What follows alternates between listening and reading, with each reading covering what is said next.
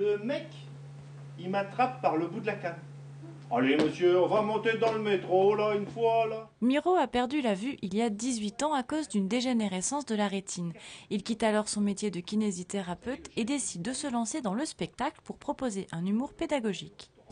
J'explique en fait comment ça se passe avec un chien, et puis après comment ça se passe avec une canne, et après comment ça se passe quand on est malvoyant. Mais tout ça, en fait, c'est pédagogique, instructif. Je veux apprendre. Le but, c'est on rit pas pour rire, mais on rit pour apprendre. En fait, je me sers du rire comme moyen d'apprentissage. Mais c'est pas vous sur la photo.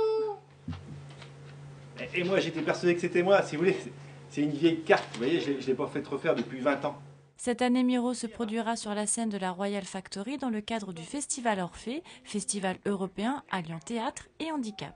On peut travailler avec des personnes handicapées et faire un travail professionnel de qualité. Et c'est aussi le but du Festival Orphée. J'ai mis en adéquation ce qu'était l'art, souvent dans la défense des causes perdues, et justement avec des gens dont on dit que la cause est perdue. C'est ça aussi la grande force, je crois, du projet Eurydice et d'Orphée aussi. C'est d'être dans la réalité, quoi. On fait avec les gens, on n'assiste pas les gens, on fait avec eux. Michel Reynaud, directeur artistique du festival, met aussi en scène les comédiens du théâtre Eurydice, un ESAT basé sur plaisir. Ils présenteront une adaptation des exercices de style de Raymond Queneau au théâtre Montansier. Qu'est-ce que vous ressentez quand vous êtes sur scène? Je suis impressionné, j'ai beaucoup de trac, et puis j'ai toujours le trac avant, et puis là c'est encore plus impressionnant, parce que avec la salle, les spectateurs, le nombre de spectateurs, c'est impressionnant. Alors qu'est-ce qui vous plaît dans le théâtre?